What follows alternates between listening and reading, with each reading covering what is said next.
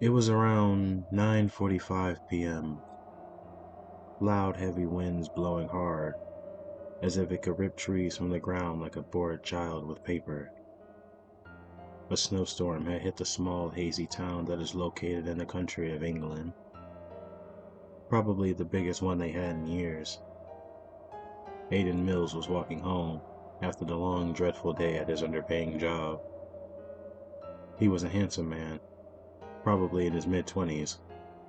He was tall, just for being a lad, over 6 feet. His skin almost a pinkish color of blush, as his eyes were a dark, unnatural silver, yet everyone didn't seem to take notice. His hair was a mess, dark brown and all curled up, a coat of unwashed, shiny grease covering it, him not being able to afford much such as soap and other needed things.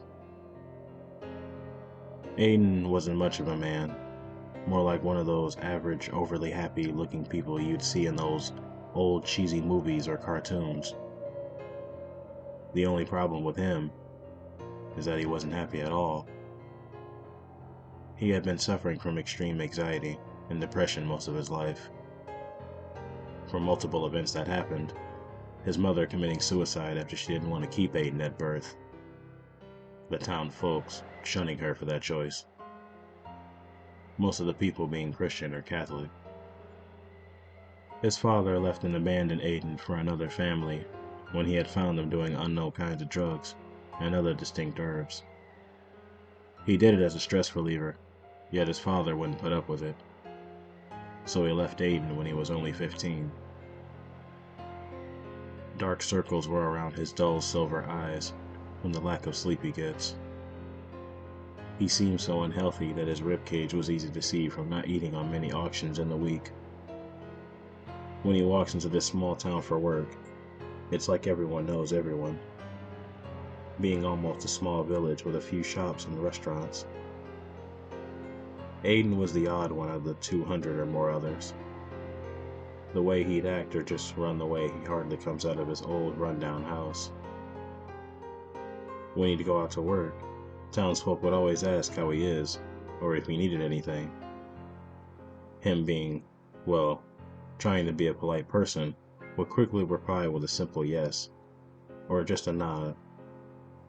And the other day he'd just reply with a twitch or a crack of his neck, like some sort of sensation came over him for a split second, not even being able to mutter words. He would just look at them and walk away. The winds grew stronger as Aiden made his way through the white freezing hell, finally making it up to his doorstep, fiddling with a cold bundle of keys before the door gets thrown open from the hard winds. Stepping inside, Aiden slammed the door shut swiftly. The house he lived in is what you'd expect from a man like him. Dark peeling green paint on the walls, the cracks in the plank wood allowing harsh winds to break through, making the place so cold. Flickering lights would always go out and come back on. A torn mattress in a small room over to the side with clothes covering the floor, with a torn brown leather couch in what seems to be a living area. Taking off his coat, Aiden rushed to the kitchen table, grabbing a white pill bottle that had the word antidepressant written on it with what seemed to be a Sharpie marker.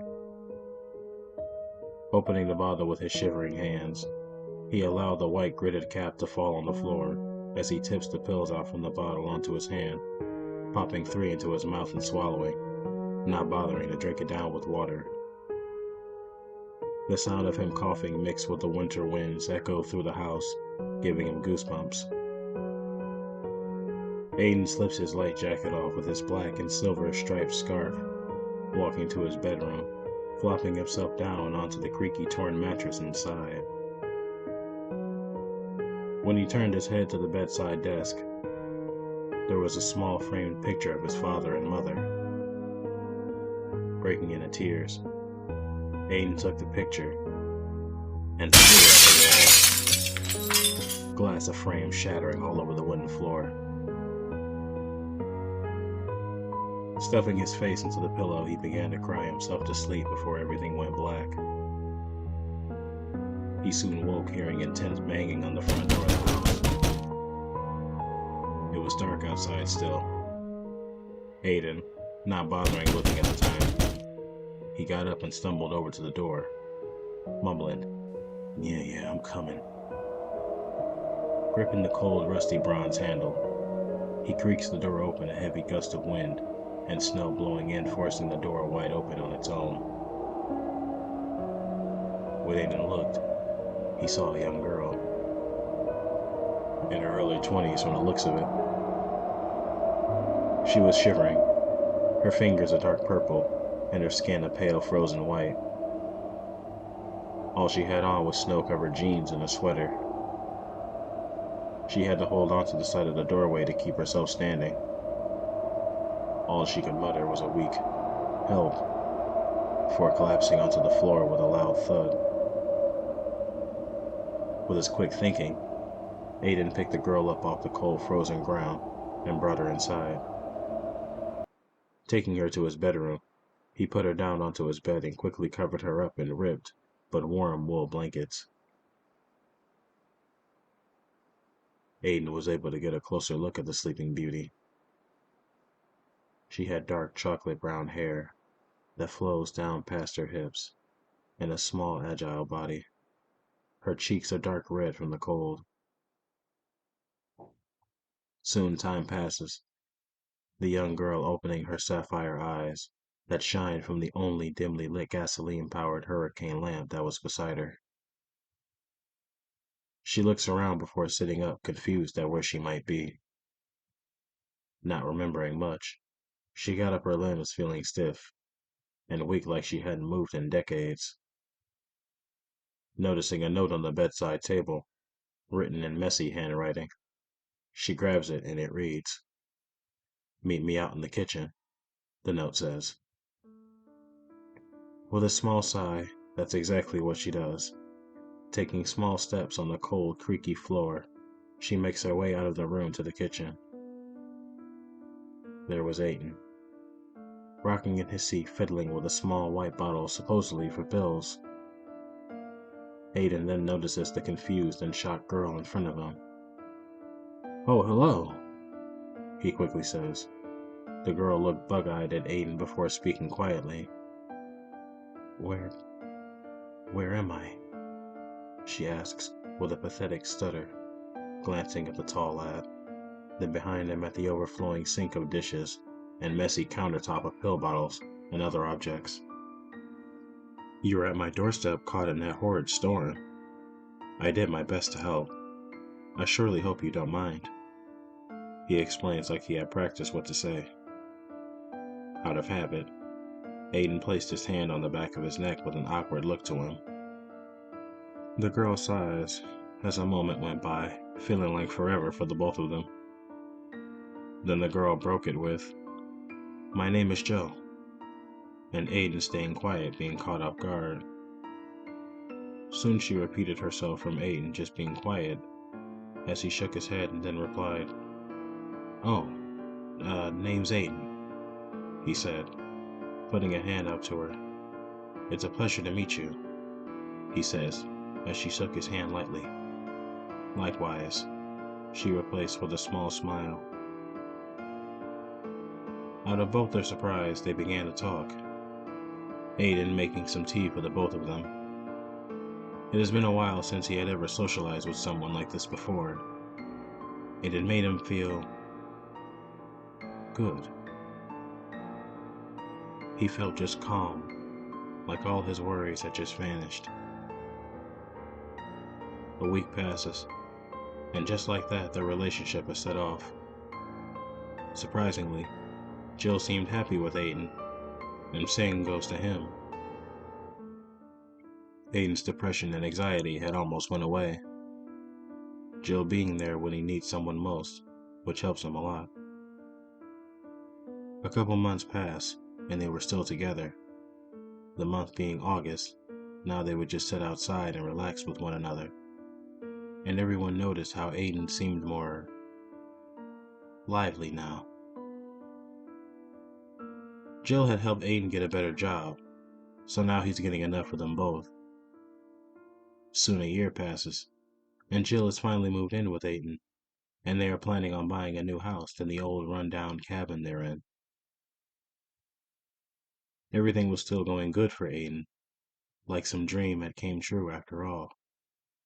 If he was honest, it seemed too good to be true. He was even planning on asking Jill if she'd be his wife, using almost all of his money up on a gold diamond ring. Once again, everything just seemed so perfect. But things soon started to go downhill. Jill would hardly ever hug or kiss Aiden anymore, and would always call him a weak baby or something like that when he'd cry from some panic attack. When she wasn't around, he went back to doing drugs and other stuff. He then got fired from his job for not having proper, quote unquote, work informant health, and his disorders were coming back, seeming worse than the last time. He just doesn't understand why he puts up with it. It just comes naturally to him, he assumes. Everything was happy. He just wanted it to stay like that. But everyone needs to wake up from a dream at some point.